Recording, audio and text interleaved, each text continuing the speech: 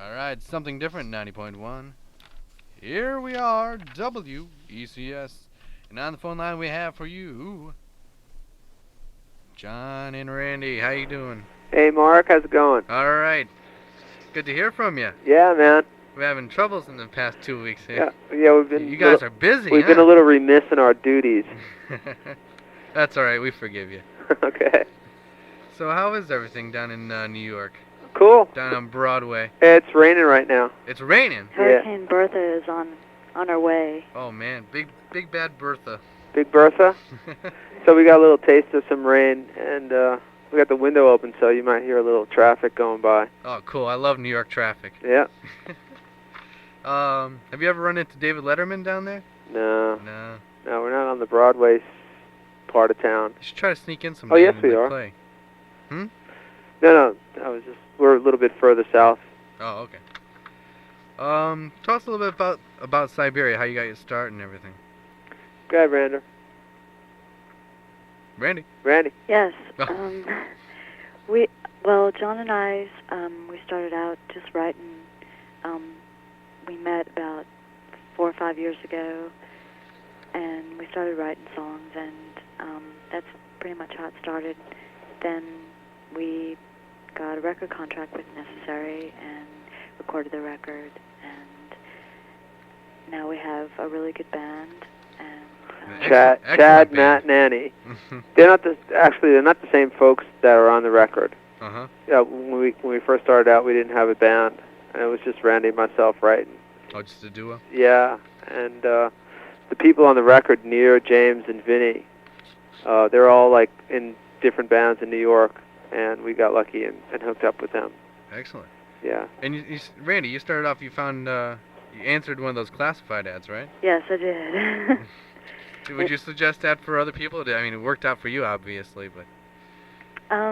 Yes, I think that, you can, it could be risky, I guess, but, you can hook up with some pretty cool people that way, I think. It's just weird. How many, there's a lot of people in the classifieds looking for other people, or? Yeah, it's always, every week. Oh, man. Especially, the Village. You guys get the Village Voice up there? No, I have to go down there to get it. Yeah, no, the Village Voice is filled. Actually, no, we do get it up here, but we have to pay for it. You have to pay for it. We get it free. Yeah.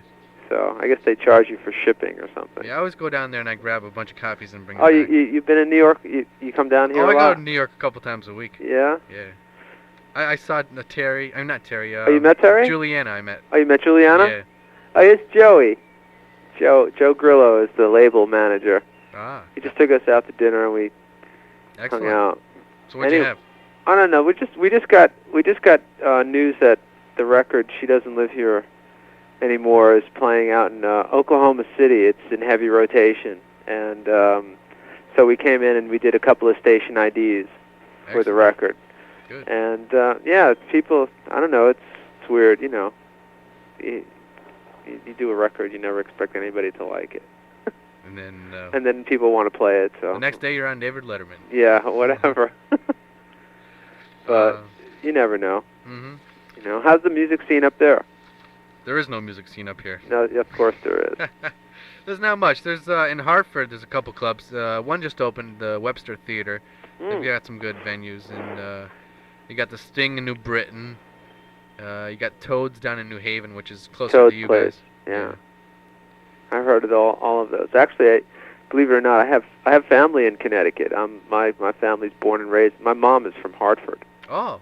Yeah, so I'm a long-time Connecticut person. Excellent. I've gone up to Connecticut all my life. So you basically know that Hartford is dead. Hartford is dead. Hartford's dead, but my cousin Frank owns a bar on Maple Avenue. It's called South City Cafe. And he tries to promote up-and-coming bands. But you know how it is. I mean, have you played up here, though? I haven't played up there yet. We'll have to get you up here, then. Yeah, we'd like to. We'd like to come up. We can just play in the street or something, maybe. That's it. We do the street thing. So what's the college? How many people are at the college? Well, we've got a pretty good-sized college here at Eastern Connecticut, and then next town over we have, of course, the University of Connecticut. UConn. UConn. Oh yeah. The big basketball stars. Yeah. Yeah. So we have a pretty good college audience in this area. Good. Well. And then we get some other clubs in the area. Would probably be Providence, which is only about 45 minutes from the station.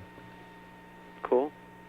And then of course Boston. Boston. Yeah, we're playing at Linwood Cafe or Linwood Bar. I don't know if it's a cafe. It's a bar. We're playing up there on August 2nd. So if any of you guys out there get up to Boston, yeah, come and check us out. Linwood. We'll be up there. We're also in PlayStations at Newberry Comics and stuff like that. I love Newberry Comics. Yeah. So what part of, what song off the record seems to be giving you guys a rise? You came out with a bit. You came out with this a while back, right? 95, yeah. Yeah, we're actually writing new stuff for a new record right now. Excellent. We started playing Sugar Sugar quite a while back. Cool. And then when you got the single CD, we played She Doesn't Live Here Anymore, and that went over great. What I do here, every week I play 5 songs that I pick as being fabulous. I call them the Fabulous 5. Mm-hmm. And Sugar Sugar was in there quite a few weeks, and then She Doesn't Live Here Anymore made it a few weeks too. Cool. So you're doing definitely good on my show, at least. I don't listen to any other radio shows, though. And Same Old Story, I think I played that a couple times. Well, next time, we have to try to get up. We haven't really played in Connecticut that much. You could do it. If we can't find a venue, you just come up here to the studio and play. You do an in-studio thing? Oh, yeah, we've done it before. Yeah? Oh, plenty of times. We'll be there. Excellent. All right, well, Rand, you got something to say? Oh, yes, just thank you for playing our record, and thanks. Well, don't thank us. We should be thanking you for the great music. Well, listen, anytime you guys want to, anytime you get a chance to come down to New York, Mark, look us up. I will. All right. And do you have time for a couple more questions? Or? Oh, sure. Oh, okay. When you sit down to write a song, do you come up with something you think will be successful on commercial radio, or do you just write about what you feel and hope it goes somewhere? Yes, it's more, I think, that we just write about what we feel. Then you're like more of a pure artist. Then there's like 2 categories: people who write to have fun and people who write to make a buck. You seem more down to earth, which would of course make you the first category. Well, it's weird because you never know what's going to come out. So, you start out with the intention of writing something that's, that you could finish. And then if it sounds good and other people like it, that's great. What provoked you to do the cover of Sugar Sugar? Our producer. Oh, really? Yeah, our producer suggested that we do a cover. And actually, we had done a cover of a Bob Dylan song, "Man in the Long Black Coat," and it came out really good. And then I think Richie suggested that we try something a little bit more free-spirited. And he was like, he always ragged on us because Randy and I sing, and he was like, oh yeah, Sonny and Cher, So then he said, why don't you do a cover of Sugar Sugar? And we thought he was kidding at first. And, then we got a record of it. We got a recording of it and checked it out. And it actually wasn't as bad, when we did it. It came out sounding really, it was the first take. The first take that we have is what's on the album. And we did a bunch of takes, and that particular song was just like really a lot of fun, and the band never played it before, but the changes are easy. So it sounds great. I mean, yeah, Randy, it's just a really loose kind of thing. Randy sounds very sensual on it. Yeah, it's an excellent version. I think that's why it's going over so well up here. Yeah, Ranger, she's got that voice. You didn't work for any 900 numbers, did you? I mean, you are in the big city down there. They have that stuff down there, huh?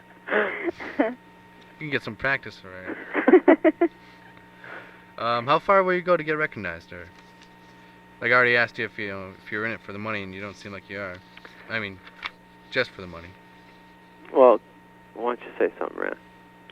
Randy's asleep, I think. Yeah, no, You're gonna have to prod her she's there for shy. me. You're not shy, Randy, are you? Um, You're a performer. You can't be shy. well, I'm a little shy, I guess. Oh, but you don't even. We can't even see you though. I mean, if it was like TV, then I'd be shy. But just pretend like you're talking to John. Well, I just think that it's the writing and what you feel and putting it down and playing it is where where it comes from, and whatever comes out of that, if people like it, and it turns out well in that sense, that's great. I mean, if we can touch someone or they can feel what you're saying, that's great. That's the most important thing, I think, when that happens, or if that happens, if you're lucky enough to have that happen. Right. That's. Do you get a lot of responses from fans about your songs? I know there's a big difference between Sugar and Sugar and the rest of the album, the songs that you wrote. No. Well, yeah, it's weird because people. We've been lucky, and a lot of people like different things on the record. So, but we're coming from an indie, an indie side of things. So, basically we depend on a lot of college radio, and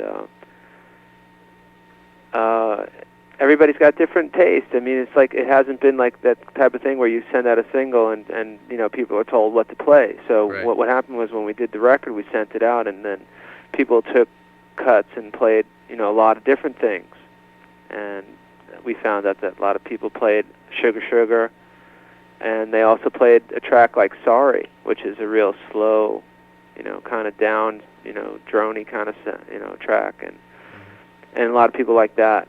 So I guess with college radio, yeah, that's the way college radio is. It's kind of cool though, because you're not telling people what to play, what DJs what to spin, and so we did get a lot of different returns on that. When we did like a questionnaire, I think the label called up and tried to get like a consensus of what was going on. If you could pick a song that would be your breakthrough song, which you think would you pick? That's a tough question. I don't know. I guess I picked Cowboy Trip, the second cut on the record, which is sort of like slow, twangy Western thing, but with a hard chorus. I don't know. What about you, Ram? I think Sorry, for me, in terms of writing, was a breakthrough for us. I think we sort of we connected with something on that we hadn't done before. So that song for me is special. Okay, and have you been to the Virgin Record store down there yet? Yeah, the Megastore. Isn't that big? Yeah, it's huge. It's humongous. Are you? Do they have your stuff there? Actually, they don't. Oh. We've ordered it, but it's not there. Again, it goes back to Next time I'm down there, I'm gonna go up to the request desk. You have to request it. That's right. Everybody go out and go to Virgin. And request our record. Write to your congressman. That's it. Get Siberia. Siberia Damage. And what would you do for a Klondike bar? For a Klondike? Yeah, for a Klondike. Oh shit. Oh. Sorry. I like to open the clams. We don't have the 7-second delay. That's okay. Oh, you do or you don't? No, we don't. Oh, sorry about that. That's okay. It slipped. So a Klondike bar? No big deal? Well, can't really say. I understand. All right, John and Randy from Siberia. Appreciate having you on the show. Thanks, Mark, and thanks for all the support. All right, and stay on the line for me, okay? Okay. Thanks, Mark. Thank you. All right, Siberia, and we're going to go to one of their songs right now. How about track number 7, She Doesn't Live Here Anymore, once again on the show. Stand by. We got Brian Tilton on deck. Lots of good stuff. We're going to finish up the Fabulous 5 and go to Vintage Vinyl. Coming right up.